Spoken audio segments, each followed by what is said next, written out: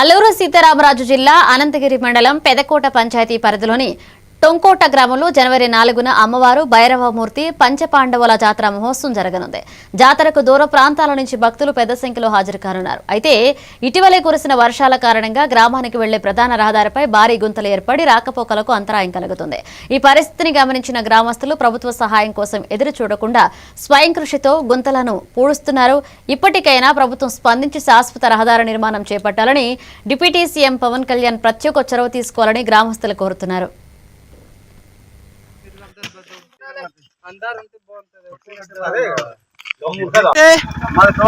ఏ పంచాయతీ మాది ఏ జిల్లా మాది అల్లూరు సీతారామరాజు. దేనికి చేస్తున్నారు ఇక్కడ?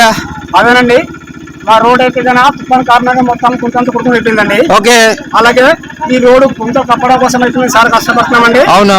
జనవరి 4వ తారీఖు అంటే మాకు ఒక పండగ ఉందండి. ఆ గ్రామ దేవత పండగ. అవునండి. ఆ పేరు చెప్పండి.